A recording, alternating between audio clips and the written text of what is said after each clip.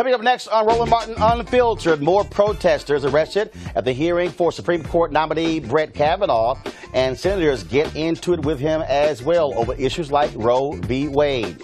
Tyler Perry puts up $200,000 for information about two men who disappeared 15 years ago after being picked up by a deputy sheriff in Florida.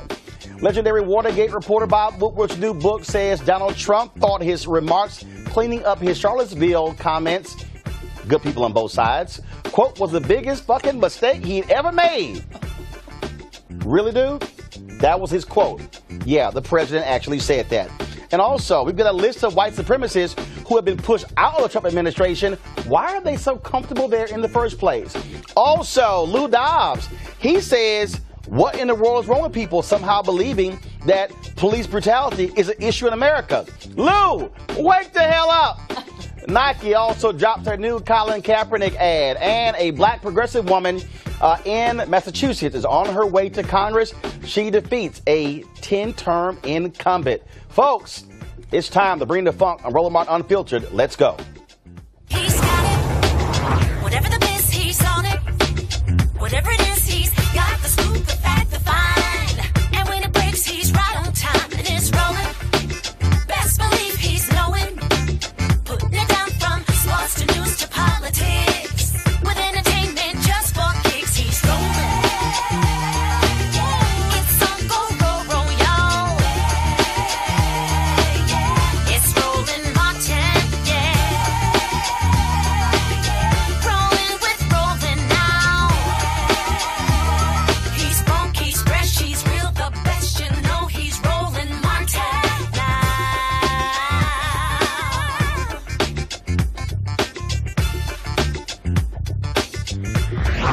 Martin.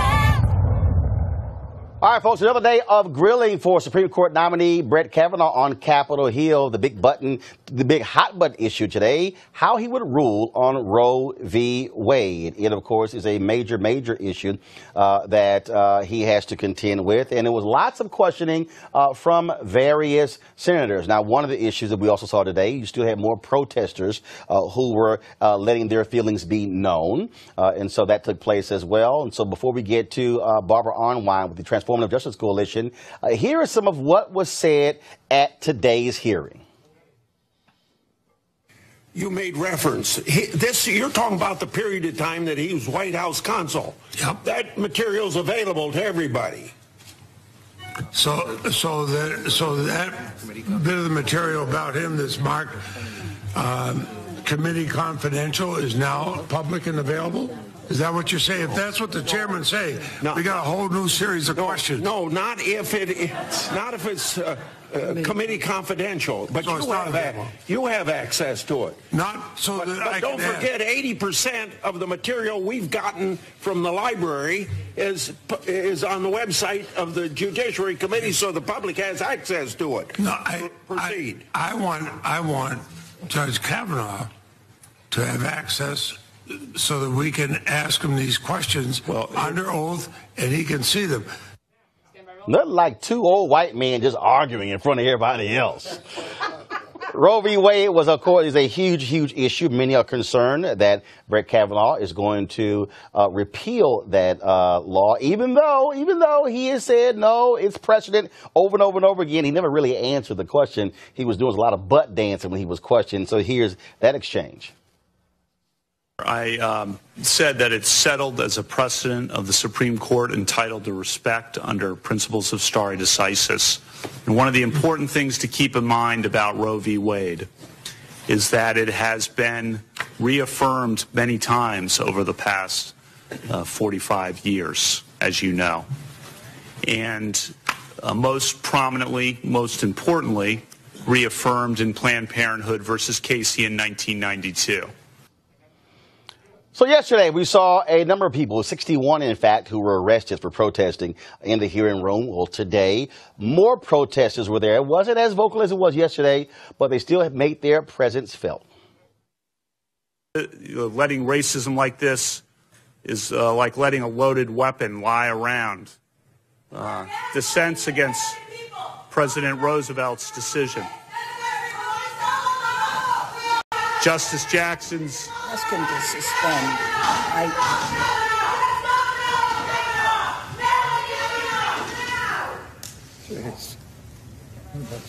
Justice Jackson's concurrence. Thank you. All right, folks. Joining us right now is Barbara Arnwine. She's Executive Director of the Transformative Justice Coalition. Barbara, how you doing? It's great to be here. All right. So yesterday was not as crazy as today wasn't crazy as yesterday, but they started getting into very specific policy issues, and obviously Roe v. Wade was one. Senator Dianne Feinstein kept pushing Kavanaugh on that, and he kept talking about how it was a major decision, and the Supreme Court had affirmed it, and affirmed it several other times. But here's the reality. The reality is Donald Trump said he was going to appoint somebody who was going to overturn Roe v. Wade. The Federalist Society handed him that list of 25 judges. There is no way in hell Society was going to hand him a list knowing full well they could have 5 hardcore right-wing judges on the Supreme Court and he not be very clear in terms of where he stands on that case. And remember, he is a last-minute addition to the list, and that's only because the Mueller investigation was beginning to close in on President Trump, and all of a sudden he gets elevated to the list because he wasn't on the original list. He gets elevated to the list because of his views about executive power and executive immunity and executive amnesty, all of these issues that are important. And I'm glad that the questioners today went in on him about Morrison versus Olson and what he believes about that case. They were correct to really grill Okay, first of all, him. everybody at home don't know what the hell Morrison versus Olson is. Well, basically, all y'all lawyers do. People at home know what that means. So what is Morrison versus Olson? It's basically saying that there is a responsibility of the president to be held accountable to the Constitution, to constitutional guarantees. Well, even when he was jammed up on that, the whole issue of did he believe a president, if he was issued a subpoena, if it was possible, he wouldn't answer. He did all kind of butt dancing. I'm sitting there going, can you answer the question? It's not hard. His actions pretty much said that no, which is the craziest thing in the world, that somehow there's one person in America who does not have to abide by any criminal statutes. And also, not only did he dodge on that, he also dodged on the issue of, as you said, on Roe versus Wade. He somehow forgot that he wrote this opinion for the teenager who needed to have an abortion because of her circumstances. So there was a teenager who was a legal immigrant who courts have said she could have an abortion. Right. He wrote she couldn't. Right. And he also dissented on, one thing we've heard yesterday. Ben Sasse says something. I hope everybody was listening to Senator Sasse yesterday, because all of a sudden we heard that there's a fourth branch of government called the independent federal agencies, or federal agencies, period, and that they, quote, shouldn't be making law. And you heard that a lot today from Kavanaugh.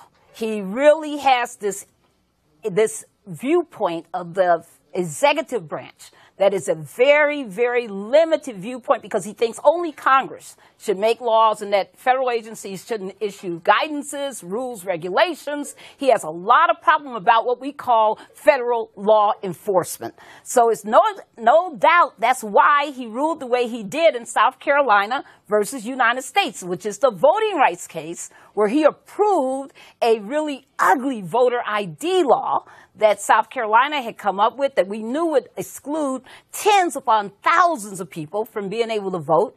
And he, wrote this opinion saying even though there was no evidence whatsoever, none of, quote, voter fraud, that was still sufficient justification for this ugly law. Now, look, it's clear. I don't think there's any way he's not going to get confirmed unless something crazy all of a sudden comes out.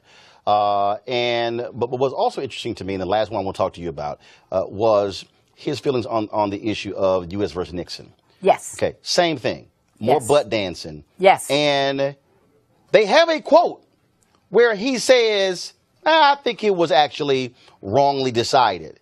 And then he tried to say, well, no, that was really taken out of context, and never really explained the context. And I'm sitting there going, is somebody going to let me know what the hell the context was? He essentially was laying the groundwork, again, that a president can do whatever a president wants to do. And essentially, he is above the law, which is why Donald Trump picked him out of everybody else on that sheet of paper. Absolutely. And I think, also I do think people need to watch what Lay was going after today about the whole Manuel Miranda hacking of the senators and whether or not he was engaged in that illegal criminal activity. Right. I think we need to keep our eyes on that. That's part of those 100,000 withheld documents. Some of that is there. So we need, more information. But I also think that people need to really look at this candidate for his criminal justice viewpoints otherwise. Now, he's got this whole thing about the president is so exempt. But when it comes to the average criminal defendant, he is horrid. He wants, to have widespread search and seizure. He believes in stop and frisk at the extremist, ranges. It's important for people to really look at this candidate comprehensively. And I say, Democrats, listen. At some point, they did you in on Merrick Garland. Right. At some point, they really have rigged this entire hearing. At some point, besides just being angry and saying things, what else you gonna do? Well, first of all, I thought it was hilarious. What else you gonna do? See Ted Cruz actually talk about how Kavanaugh agreed with Merrick Garland in about 96% of his cases, and then he said that Garland agreed with Kavanaugh in almost all of his. I'm sitting there going, well, why in the hell did y'all block him? Right. All of a sudden, he was trying to make the case that, well, Merrick Garland was this great guy and that you agree with him in so many different rulings. Oh, yeah, but you were one of the folks who blocked Garland from even getting a hearing. I'm like, come on, that's a massive hypocrite. Barbara, we appreciate it. Thank you very much. All right, folks, tomorrow we'll be talking with Derek Johnson of the NAACP about their opposition to Brett Kavanaugh being on the Supreme Court. Let's talk about what happened, folks, with a major bank in America. 6 current and former employees of J.P. Morgan Chase had a $24 million victory today after they threatened a class action lawsuit that said systemic intentional race discrimination at Chase led to less lucrative assignments and lower pay for black financial advisors. Now, J.P. Morgan chose to settle rather than face a court battle. The settlement includes a $4.5 million fund to support anti-bias training and the recruitment and mentoring of black employees. All right, folks, let's talk about a huge victory in Massachusetts, where Ayanna Pressley beat Michael Capuano, a 10-term incumbent on the Democratic side.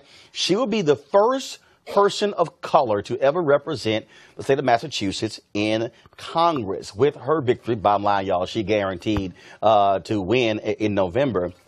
the number of members of Congressional Black Caucus who are African American will exceed 50. Already, the CBC is the largest caucus on the Democratic side, and so Presley, she wins, and so we can't wait to have her right here on Roland Martin Unfiltered. And here's the huge thing. I'm going to talk about this with our panel in just 1 second. By her winning, another progressive goes down. And this is why it's important, folks, that you're not scared to run against people who are longtime incumbents. And so, last night, so I'm on Twitter and I'm following this whole deal, and someone on her campaign posted this video, and this is when Presley found out that she had won.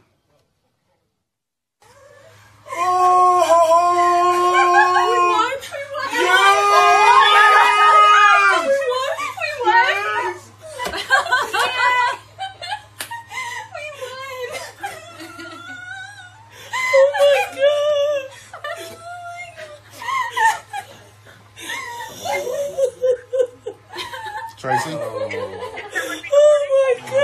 Yes, somebody is. Oh my God! Oh my God! Oh my God! And again, a huge victory for Ayanna Presley. All right, folks, let's break this thing down with our panel. Joining me right now, of course, we have Scott Bolden. Always have the little Kappas in the house. Scott Bolden, thank you for having me back, of the D.C. Democratic Party. Glad to have him on the show. We also have Avis Jones DeWeaver. Avis, of course, she, of course, How Black Women Lead, and she's of course, a life coach for people who really need it. She should really take on Scott. Of course, we have Eugene Craig with the Eugene Craig organization as well. So I want to talk about the Presley win. That's a huge victory because, again, we saw this with Alexandria Ocasio-Cortez.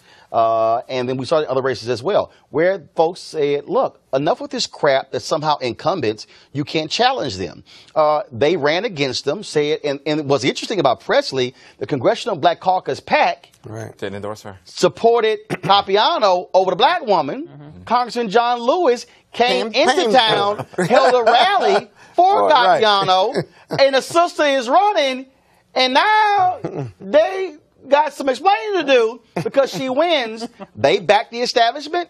The establishment loses. Yeah, I mean, this is reminiscent of 2010. Before we went off air news, when I saw all the time that the progressive movement's going through right now, what we went through with the Tea Party, where it's not necessarily popping off the other side, but you're popping off weaker candidates or more establishment candidates within your own party and taking the party more left, more right. Yeah, I think that the progressives have been winning, but it's been every race is different. We saw what happened in Maryland. We saw what happened in New York. Last night was a little different because Bernie Sanders got behind some of these progressive candidates and they won on the ground and with money. Now, in Massachusetts, she was a complete underdog, as you just described, and she won because she had a grassroots campaign, and this was a majority African-American Hispanic district that time had come, that her time had come, and we could not wait on the Trump. It was a grassroots campaign that made the difference. I don't think Bernie Sanders supported her either. Well, but that's the point I want to make here, because people talk about, in terms just like Bernie Sanders, his role in Florida. The reality is you can have Bernie Sanders support you all you want to, but if you don't go precinct to precinct, if you're not going door to door, registering people and getting the turnout, you don't win, Avis. And that's what we're seeing. And so, and what this is reminding me of, again, this is called old school politics. Absolutely. In fact, I think It's people not about the airwaves. Absolutely. It's the ground. And I also believe people are overinflating the importance of Bernie Sanders. I mean, people did not, we didn't have the result that we've had in Florida because of Bernie Sanders. We had that result because we had a good candidate who was out there doing what needed to be done to get those votes and to earn those votes. And in terms of what's happened with Ayanna Presley, what we're seeing now, honestly, is a rise in black women candidates across the country. We have a record number of black women running across the country. Many of them are looking really, really, very, very fortunate in terms of their potential in November. And so she is just one of a wave of new black women candidates that we will see coming to Washington and all across this country representing their constituents. But it certainly doesn't help, though. It doesn't hurt to have Bernie Sanders' list, Bernie Sanders' fundraising campaign. If you look at the race in Maryland, for example, Ben Jealous, a great Kappa man, if I may say. He's not going to win, though. The thing is this, but the thing is this, you got to give credit where give credit to. It's not Bernie Sanders. Bernie it's Collective Sanders PAC. helped him lift his name, his voting list, as well as his fundraising mechanism. But here's the piece, though. But here's what we're seeing. Whether he wins or not. But hold on. Here's what we're seeing. You're seeing groups like Collective PAC. Yeah. You're seeing Adrian Shropshire. Mm-hmm. You're seeing Latasha Brown. You're seeing DeWanna Watson. You're seeing these groups of African Americans who are early on, at the outset, endorsing candidates, putting their money behind them as well, raising the money, giving them the level of attention that they need to jumpstart their campaign. Absolutely. And first of all, every little bit helps in a campaign, no matter who's supporting you. But what we're seeing is, on the ground, old school politics making, really determining how folks are able to put themselves in a position to win. Yeah, absolutely. Collective PAC is playing an amazing role right now on the Democratic side. You know, they put $2 million, behind Gillum. They were behind Presley and a lot of other candidates. You know, I equate Collective PAC to the role that Freedom Works played in the Tea Party in 2010, 2012. Mm-hmm. I mean, it's that early money and that early support, and that gives a candidate credibility and build out that infrastructure. But, and it's also, exactly. And it's also do it very stealthy, by the way. Absolutely, very, very expertly. And they're providing cabinet training. It's just a very comprehensive level of support. But in addition to that, it's also a message that I believe these candidates are sending the broader Democratic Party to not be scared. Oh, yeah. Don't be scared. Go out there and say what needs to be said at a time like this. This is the last moment in which we need to have a Democratic Party that is weak, that is not willing to stand up and fight. And those candidates that are winning are the ones that are saying, I'm here to fight against this unprecedented challenge that we are facing. But they're not all progressives that are winning. You have mainstream candidates that are winning. The Democratic Party stop. Stop what? The progressive candidates are mainstream. Now, I think what you say, they are mainstream. No, follow me here. They just started winning, trust me. Follow me here. First of all, progressives have won for years, okay? So when I say by trying to say that they're not mainstream, they are mainstream. The difference is a Connor Lamb is a different type of district than an Ocasio-Cortez district. Exactly. Which is different. So it's all mainstream. But it's not mainstream. It is mainstream. Wanting to have... Is Maxine Waters mainstream? You don't have to yell at me if you disagree. Well, Scott, is Maxine Waters mainstream? Maxine Waters mainstream because she's been there for 30 years. No, because Maxine Waters has been running on, her district is a progressive district. But she's mainstream. Universal health care, wanting colleges to be free for individuals. Those are not mainstream, moderate Democrat principles. If you see the polling numbers, it shows it's mainstream. But I'm talking about candidates and elected officials have not embraced that until recently. No. And when the progressives tried to run the DNC several times in the last 2 or 3 years, they lost. First of all, they lost. And so, first of all, they lost because of the massive amount of corporate dollars that were driving the party. And there was nothing illegal about that. No, I didn't say there was anything illegal about it. So now they've learned to win in some spots, and that's not learn to win in some spots. The Democratic Party is still at war. Scott, they got tired of losing. The progressives have got to show that they can win nationwide. Here's my point. They can win in here's my point. God bless them. The reason I'm going to push it back on the mainstream piece is because if we allow that becomes the narrative that somehow if you're progressive you're not mainstream, yes you are. But because here's the piece. I can make actually I'm going to give Scott a tag team here. Because the Tea Party folks, Ben Jealous in Maryland. The Tea Party folks were not mainstream. Hold on. I'll say this. Scott actually does have a point. In Maryland, Ben Jealous is probably a progressive. Maryland has a 2-to-1 voter registration, Democrats and Republican. Governor Hogan is kicking Jealous's butt right now. Every ounce of polling is up almost 20 points. I mean, I think there's an argument to be made about progressivism and mainstream. No, that's not what it is. That's not what it is. Hold on, one second. Let me break it down. This is what it is. Larry Hogan is a great governor. Larry Hogan is a Republican, but Larry Hogan is governing as a moderate Republican. Let me hold up 2 Republicans in blue states. Larry Hogan in Maryland, Bruce Rauner in Illinois. 2 blue states, flat out, Democrats, 2-to-1 control. They have no choice. No, They have no choice not but to true. govern like that. Not true. You want them to embrace Trump? Scott, let me break it down for you. Let me teach you something. Larry Hogan governs in a moderate way. He is back. He signs legislation that Democrats also approve of. Bruce Rauner in a blue state fights Mike Madigan, fights Democrats, fights them, didn't sign a budget for almost 4 years, has destroyed it fiscally. Guess what? He's about to lose to a Democrat. The reason Hogan is up because even some Democrats said he supported this. You know what? It ain't bad. So Jealous has a much larger hill to climb than Pritzker does because the type of person is run. My point is, I don't want us to use mainstream media's language by somehow saying that you progressive, you not mainstream, because it sounds like you out of the mainstream when in fact you actually are there. But speaking of out of the mainstream, there are not that many progressives. I got you. Speaking of, first of all, there are lots of progressives. They just don't want to call themselves that. Well, speaking of out of the, yeah, we can deal with that. So let's talk about out of the mainstream. So yesterday, yes, Scott, it is my show. Yes. Alpha still run Capitals. All right, y'all. So yesterday we talked about Zena Bush. She's a woman. Okay, let's go to the video. This is a woman we showed her yesterday. She was a woman who was sitting behind, was on my iPad. Here we go to my iPad. She was the woman who was sitting behind Brett Kavanaugh. And so we played yesterday. We were joking with this here where she was doing this with her arm. And they tried to say, oh, gosh, she wasn't doing that. That wasn't a racist symbol. That was some Fortran, whatever the heck, trolling stuff or whatever the heck. So her husband was a U.S. attorney down in Texas. Oh, my God. He jumped on Twitter.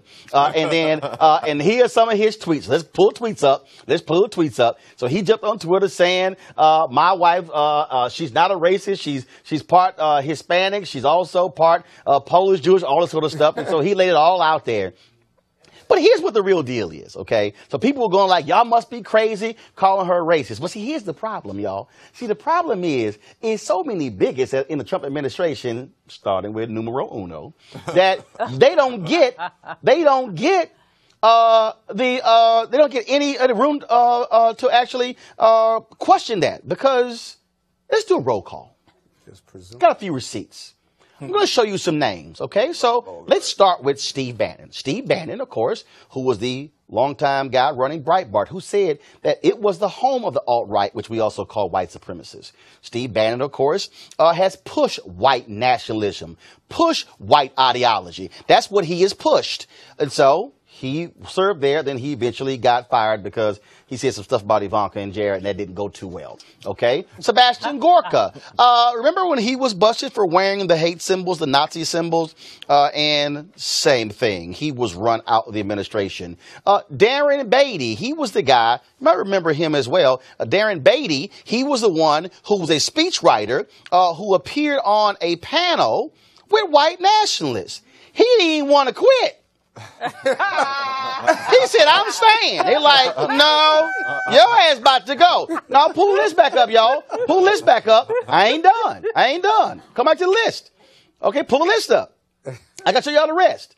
Okay, you got Carl Higbee. He made all kind of racist comments, and he was run out of his job once they uncovered that. Then you have Reverend Jamie Johnson, Ian Smith, Christine Bauserman, William Bradford. All these folks, they uncovered racist, sexist, homophobic, all kinds of stuff. So you got to ask yourself the question, why are bigots at home in the Trump administration? Pull the list back up, y'all. Don't take it down. Jeff Sessions, who's still there. Now, we know how. Beauregard get down. The little wizard. We know how Beauregard feel about them black folks down in Alabama. And so I'm going to try to keep y'all in jail about as long as I possibly can. So we know all about how Beauregard is positioned. And then let's go to Michael Flynn, all of his positions when it comes to he can't stand is folks who are Muslim. Then you got Seema Verma. Then you got John K. Bush, and you got Steve Mnuchin, who also has an issue with one of the companies he was running where they didn't really want to do loans to black people.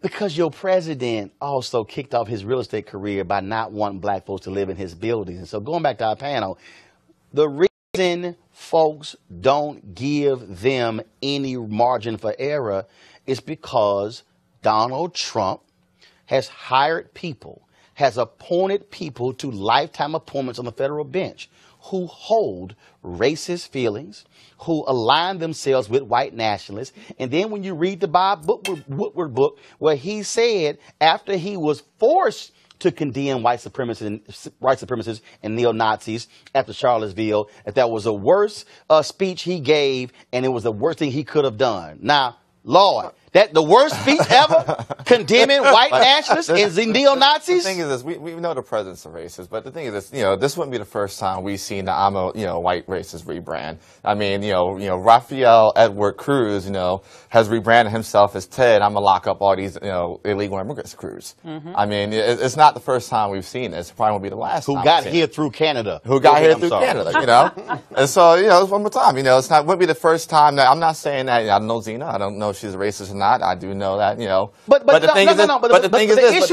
issue is not even really her. But if her husband decided to go to Twitter, you're so funny, bro. Here's the point, Avis. The point I'm making is this administration has provided aid and comfort and a place. We didn't even put on the list Stephen Miller. Absolutely. Okay, Stephen Miller, who Richard Spencer, white supremacist, said that Stephen Miller was his mentor at Duke University. Mm-hmm. This is an administration that has said to racist, white nationalists, and bigots, y'all have a place at the table. Absolutely. They've rolled out the welcome mat. And with regards to Stephen Miller, I mean, he was pictured making white power symbols right in front of the presidential seal, okay? And so this is an administration that clearly, through everything that it does overtly and subvertly, with all of these sort of mimickings that they have, absolutely show who they are for.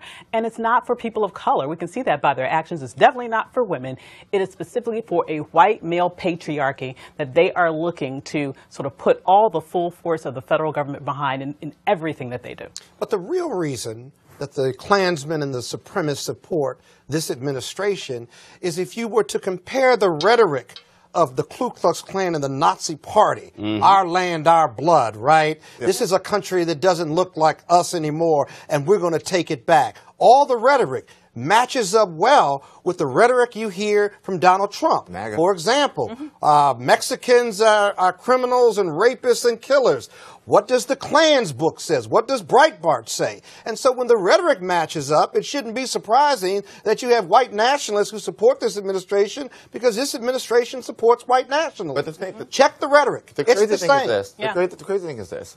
When it came to the presidential vetting during the transition team, they were able to grab things like, simple articles that Shermichael wrote.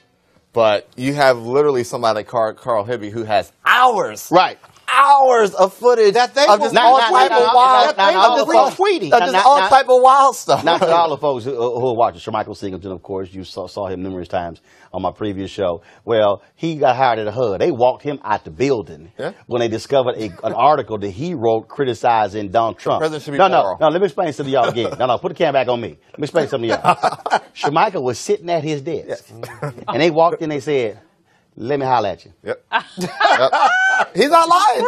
Y'all, he's not lying. He had to get up immediately and walk out. They walked him, a security escort, out the building, walked the brother out, but they will let Stephen Miller and all the rest of these white folks out who are racist and bigots in administration stay in their jobs and give them more duties. Well, you remember, this is a president who you had to pull out of him any sort of condemnation of David Duke. Okay, so if you want any other example of how extreme he is and who he surrounds himself with, then that exactly is it. And we're going to take a break right now. When we come back, let's talk about extreme, y'all. First of all, we're going to deal with Colin Kaepernick. Nike has dropped this new ad that's an unbelievable ad. But Lou Dobbs, my former colleague at CNN, y'all, I really don't. I don't know when the lobotomy happened. At CNN. But Lou Dobbs, wait till we play this clip for y'all. Please pray to the Lord I got this video clip where Lou Dobbs basically says, "What's wrong with y'all? Like police brutality don't exist." Oh my God. Yeah, he said that. We'll be right back. Roland Martin Unfiltered. Back in a moment.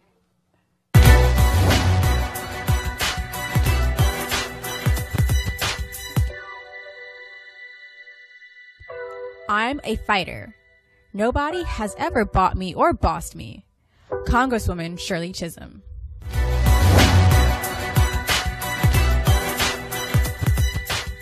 All right, y'all. So last night on Fox Business, y'all, Lou Dobbs was talking about the Colin Kaepernick story. Now, you know, he can't stand these black folks kneeling, fighting police brutality, not against the flag, not against the national anthem. I swear they can't read or listen. But speaking of listening, Lou Dobbs actually let this come out of his mouth last night on national television. The thing that is really at issue here, and the National Police Union pointed this out, and this is Nike endorsing the Kaepernick message, which is that police brutality exists in wanton measure across this country.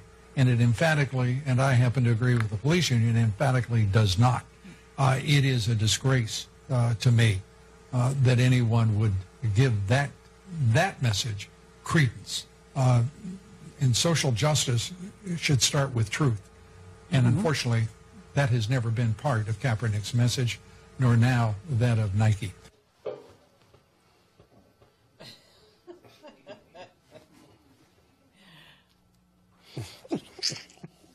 Where you gonna start? Where you gonna start? Y'all, the network is called Fox Business. Lou was the one who started the CNN Business Network. Lou was supposed to be the money guy. Lou, let me help you out. The city of New York has literally spent upwards of $1 billion settling police brutality cases. The city of Chicago has spent more than $500 million settling police brutality cases. Lou, that was a black man who was arrested by the cops in a town in Michigan. The cops planted drugs in his car, beat his ass with the camera rolling. Dude sued them. They had to raise the taxes in this small town in Michigan to pay for the settlement. Do you know how many cases, Lou? From Los Angeles to Houston, to Charlotte, to St. Louis, to New York, to let's do Miami Gardens. Miami Gardens arrested one black dude by 200 times. And you're trying to tell me that police brutality somehow is a figment of our imagination? Lou, what happened to you? Y'all, this is the invasion of the body snatchers. I really believe somebody has come down from space, came to Earth, snatched the common sense that used to reside in the brain of Harvard-educated Lou Dobbs. Somebody who I debated a lot on CNN. I would go to his office. We would talk. You know what I think the problem is? He used that same damn orange makeup Donald Trump does. And that could be the problem. I think the orange makeup that Lou Dobbs is using somehow has seeped into his brain, and he somehow has lost his mind. So I think it's a couple things here. You know, Fox Business is built to be essentially a spillover from Fox News. You know, if you look at Fox Business ratings, this show, you know, this digital, you know, in day 2, literally has higher ratings than every single show. No. Fox said no. They've actually, because they have embraced Donald Trump, their numbers have gone up big time and competing against CNBC. But what they've done, I don't care if you disagree with Kaepernick. Don't act like police brutality isn't a problem in America when it is costing cities millions every year. I'm surprised he even acknowledged it, to be frank, because I am so tired of everyone feigning like they don't even understand why he's protesting. And then act like he don't know. Absolutely. Lou, do you have Colin's number? I do. Have you ever texted Colin Kaepernick? I do. Have you ever called Colin Kaepernick? I have. In fact, we were just texting today. But I love these people like Lou Dobbs and like Jason Whitlock on Fox Sports 1 who never talk to these people, who never discuss any of these people saying this is what they think or don't think. Yeah, but Roland, here's the white privilege piece. The National Police Force and Lou Dobbs and the majority of white America simply do not believe that police brutality is widespread. To accept that, they would have to accept that they are a flawed organization. They're not willing to do that. Yeah. What they're willing to say is, yes, I can name you 50 times that happened, and there are 350 or 400 million people in America, and we have bad apples, right?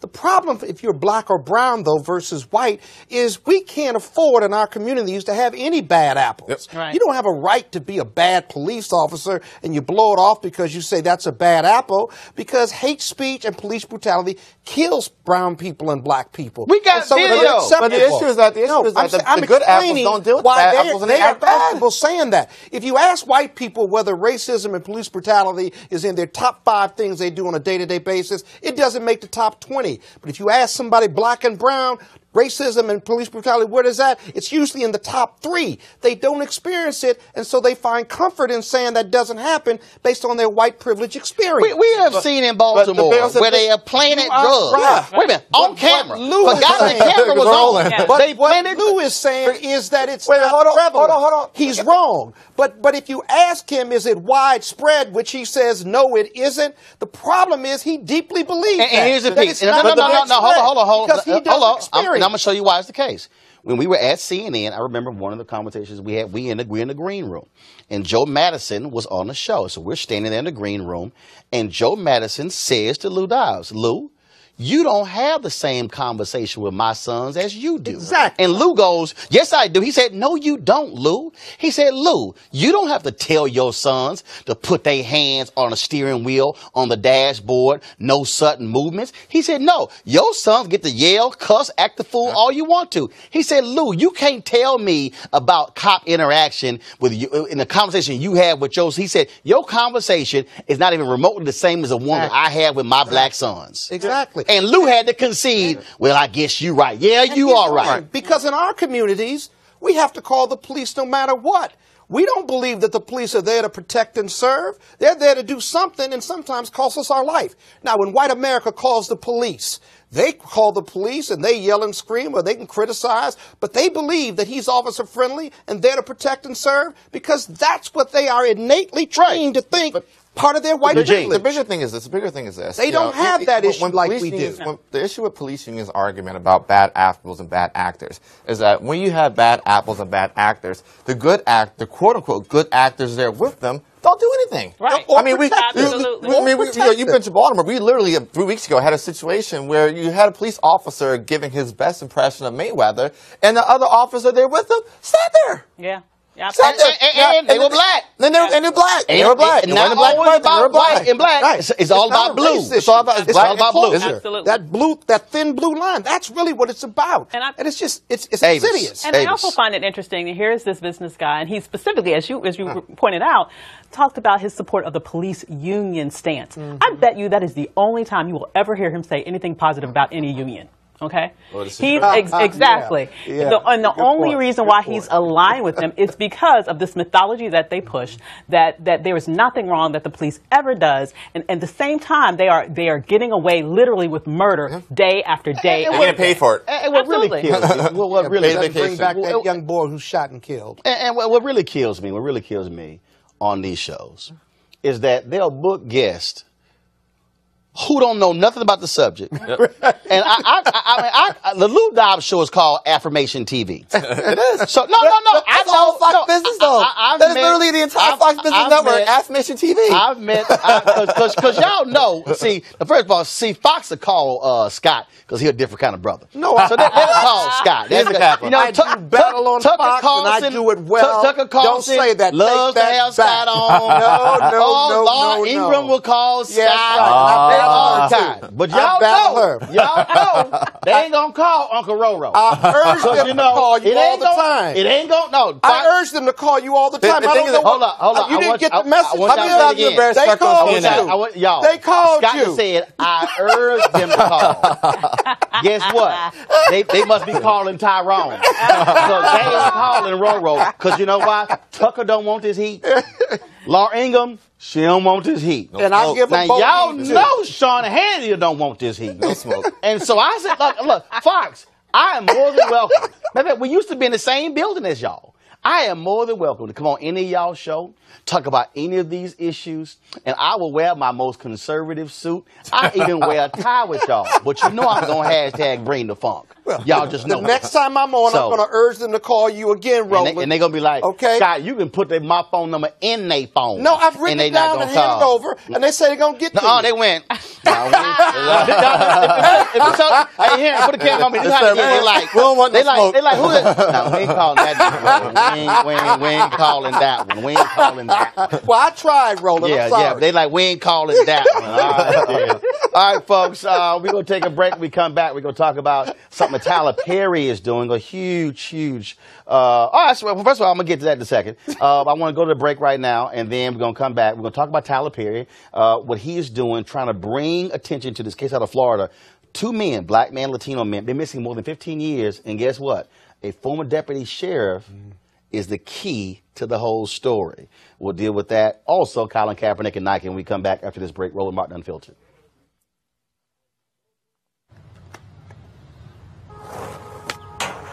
If people say your dreams are crazy, if they laugh at what you think you can do, good. Stay that way. Because what non-believers fail to understand is that calling a dream crazy is not an insult. It's a compliment.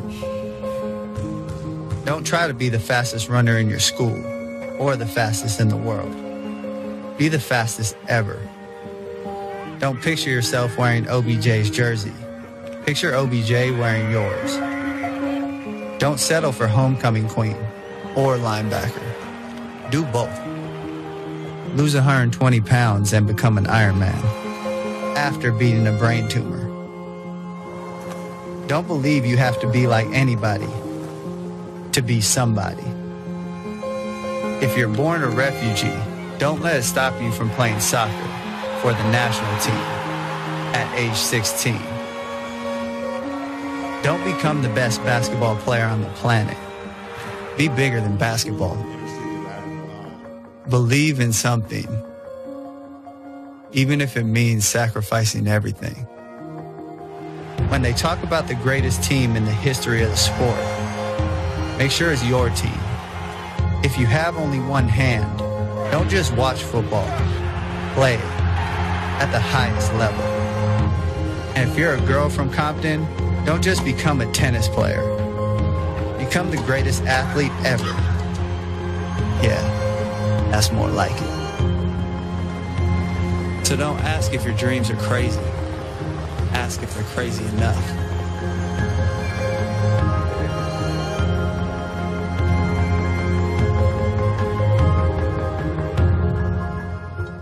All right, folks, that was the new ad Nike dropped today. Of course, they announced yesterday that Colin Kaepernick is going to be the face of their 30th anniversary of the Just Do It campaign. But not only that, guess what? Nike is going to air that commercial during the first NFL game on tomorrow. Now, y'all know Jerry Jones going to be like, damn it. He going to be cussing, drinking some Johnny Walker, mad as all get out. Because the Nike, of course, they have the NFL uniform contract. Right. They re-upped it in March through 2028. Let's go with our panel. Donald Trump is hot because he mad at Nike. He mad at Nike. And then so then you got Clay Travis, this conservative sports dude, talking about, Nike, they lost $3 billion in market cap. Well, first of all, if you actually studied yesterday, all of the sports apparel companies' stock was down about at least from 1.5% to 3%. So what was the reason why their stock went down? The bottom line is nonsense. But of course, Nike stock rebounded today. That's what stocks do. They go up and they go down. Right. But what's interesting is that Nike, again, a major NFL partner, is rekindling the Kaepernick deal. The NFL is kind of like, man, we thought we had that Negro. Now y'all bringing it back. Well, you go ahead. Go right ahead. I mean, the thing is this. I mean, there's no argument NFL can make for Kaepernick not being assigned None right now. I mean, when you have a Not trash, even as a when you have backup. a trash quarterback in Baltimore, you got a trash quarterback in Buffalo. I mean, you got a trash quarterback in Miami. Bears, Chicago. I mean, you got Chicago got a trash quarterback. I mean, Phillip Rivers is on the. I mean, there are a lot of trash. I mean, the complete garbage like quarterbacks in the NFL. There's no argument you can make. Not even as a backup, as a second string. And so, what Nike's showing is that listen, they kept him signed from 2011 on. Kept him on the shelf. Waited for the right moment to pull the trigger and pop the bullet. And listen, I can't wait for the cap line to drop. No, I think go ahead. I'm gonna, when it drop, I'm gonna hit my uncle Scott and my uncle Roland and say, listen, Christmas is coming up. These cap 17s. No. Here's the deal. No, first of all, and just so y'all know, again, I mean, I wasn't fronting. I mean, I do talk to Colin Kaepernick, and so Nessa, who was his girlfriend, DJ out of New York. She's been wearing this I'm with Cap hashtag I'm with Cap jersey. It's a black jersey, number 7. Those are going to be for sale real soon. And so I've been telling him for the last 2 months, like, dude, what a jersey. Because here's the deal. I'm not wearing any Houston Texans gear. Y'all know how I feel about my Houston teams. But I'm not wearing any NFL gear as long as he's not in the NFL. And so I took all my Texans golf gear out my bag. I'm putting all this stuff in the box. I'm not wearing it. And so I said, Cap, get the jersey so brother can wear that every Sunday. All right. Yeah.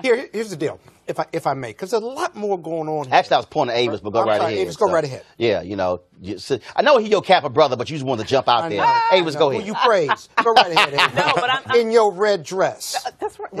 But it's really a very intense pink. Let's just get that straight. She's an AK in case you just didn't get served. Go ahead, Avis. So, what I love about what's going on with Nike is they were bold enough to embrace a controversial figure that is prime for this time. And I think that was a brilliant marketing move. In fact, I would argue that the Democrats could learn a little bit of something in terms of marketing from Nike. Not being afraid to stand up with someone who is right, who is for the moment, even if it's controversial, even if you know that it's going to turn off some people who maybe would have not embraced you anyway, if you know that you are also going to really play into your base. Let's get it real. The base of the Nike consumer is the black dollar. So it was a brilliant and black athletes. Always has been. So it was a brilliant business move in addition to being a socially conscious move. This is still a business and they are about making money, and this was a brilliant move in terms of the timing the reach is really of their important. Now let's unpack it. First of all, let's not forget about the arbitration that's going on, whereby the arbitrator found that the case could go forward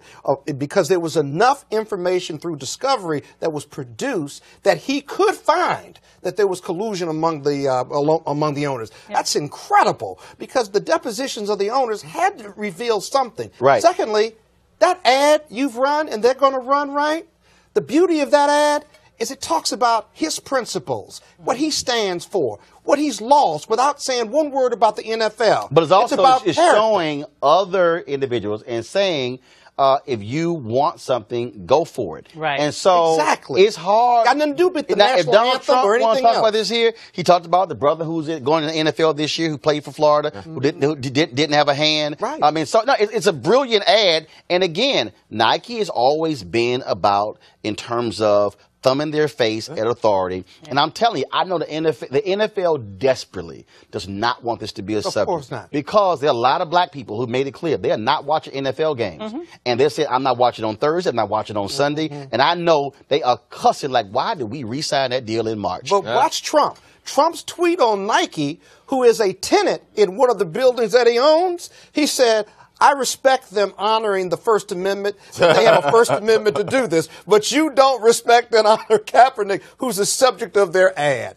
Unbelievable. That means he wants that the check. height of hypocrisy. That's he wants that check. All right, that's y'all. right. All right, y'all. So let's talk about what's happening in Florida, of course. So Tyler Perry was watching this show on Discovery ID, and he saw this story about a case out of Florida where two men have been missing for more than 15 years. Felipe Santos and Terrence Williams were both last seen alive in the company of former Deputy Stephen Calkins. Now, Perry saw the case and said, wait a minute, something's going on here. So he offered $100,000. He offered $100,000 for information dealing with the case. Santos and Williams have never been found. In fact, the deputy has refused to even participate in the grand jury. He's no longer on the police force.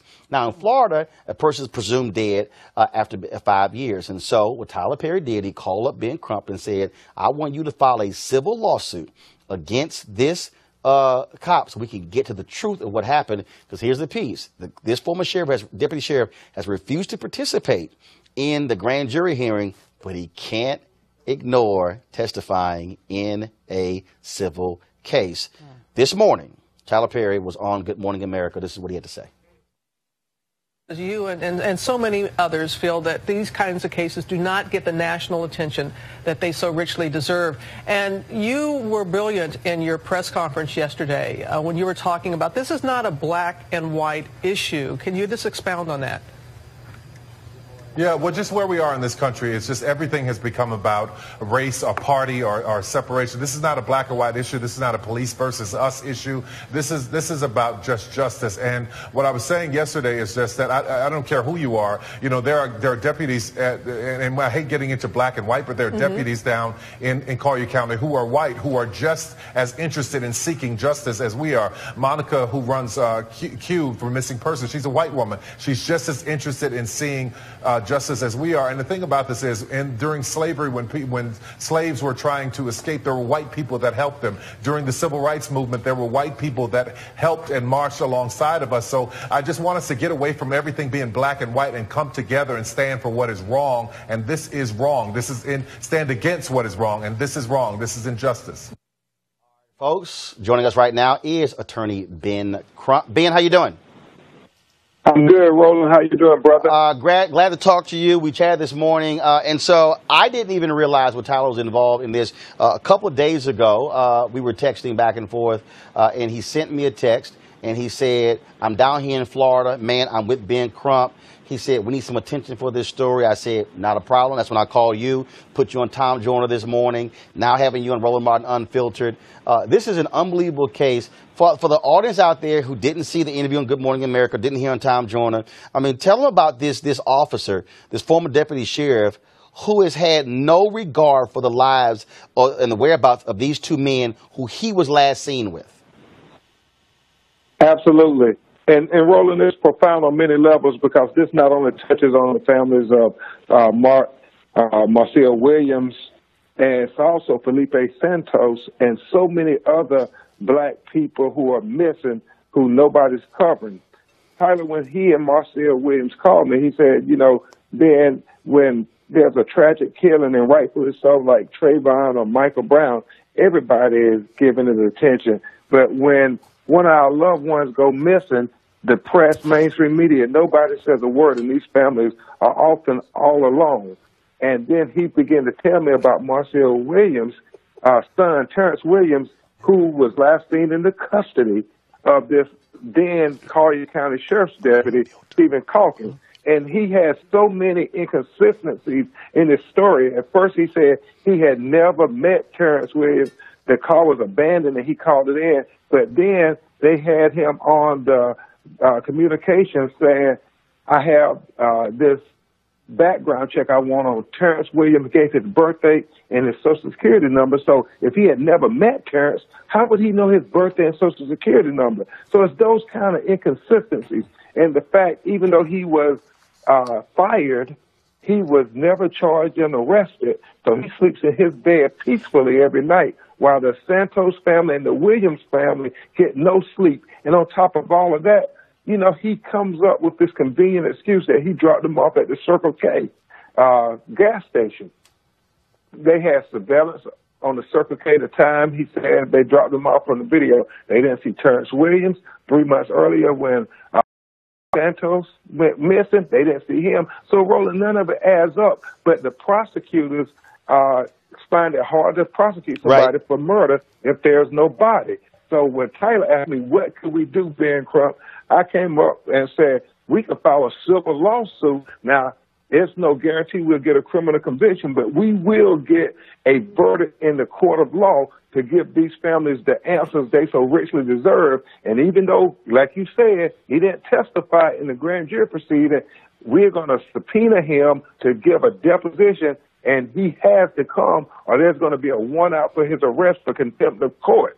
And he may take the Fifth Amendment, but we will have him on video trying to explain all these inconsistencies.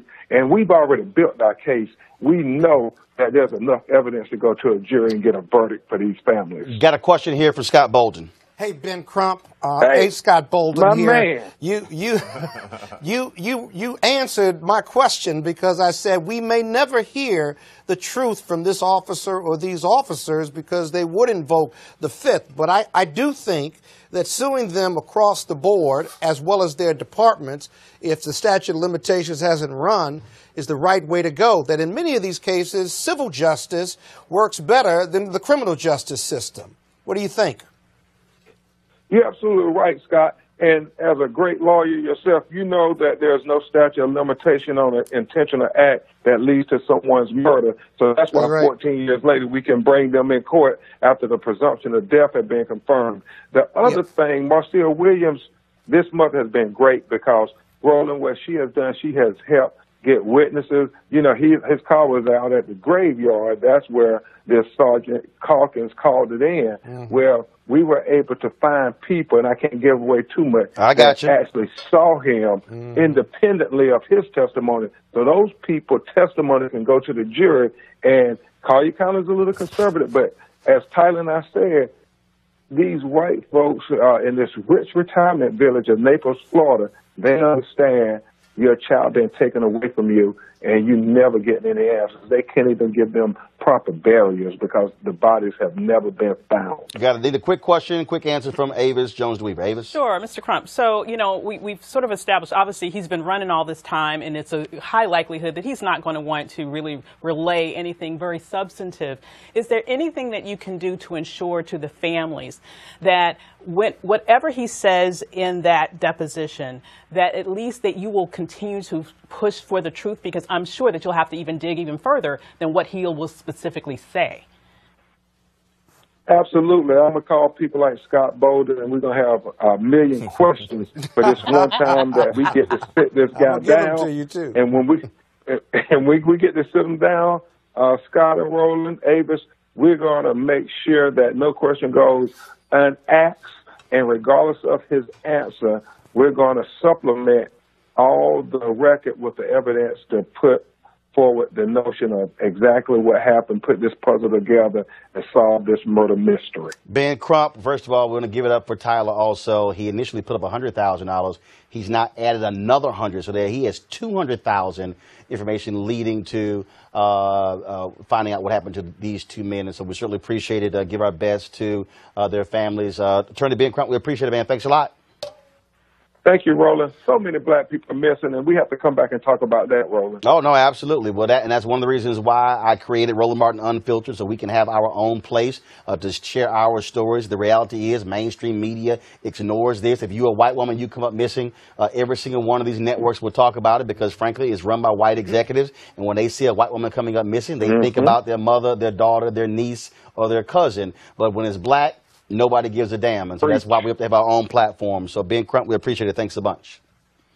Thank y'all. God bless. All right, folks. Tomorrow, I was going to do it today. I was going to roll some of the... You know, I'm going to just do this real quick. Give me the first page. So, there have been a number of people who've already given to our Bring the Funk fan club to make this show possible. And so our goal is to get 20,000 of our fans to contribute a minimum of $50 each for us to raise money to help put this show on.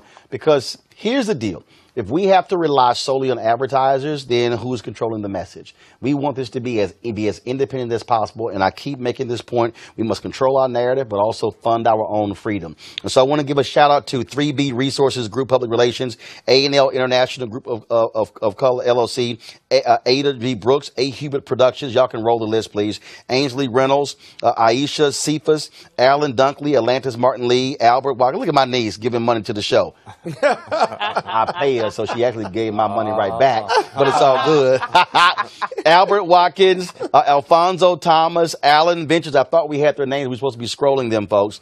Okay, Alonzo Slade, Altamise Akiva, Alvin Harris, Amanda Rice, Anastasia Lee, my other niece, Andrea Dansby, Andrea Franklin, some of the names. And so what we're going to do is every day I'm going to read names of people who've already given to our fan club. And so I want to give them a shout out. And so we have their names on our website. We're going to also put them on social media as well. And so if you want to support Roland Martin Unfiltered, go to RolandMartinUnfiltered.com. And again, you can give any amount. And I'm going to have for you on Friday, I'll just give you a tidbit. There was a sister, 92 years old, out of New York, who sent a handwritten letter to my office in Chicago with a $500 check. Wow. She said, it's amazing what she wrote. And she said, why your voice matters. She says, and I want to make this show a success. And so we want to thank her and thank so many others. So again, go to RolandMartinUnfiltered.com. Appreciate it. Eugene Craig, Avis Jones, the Weaver, and yes, the Kappa down there, Scott Bolden. If I write a check, sizable or small, will you give me a shout out? Is that how the rules No, first go? of all, we don't take checks from you, Scott.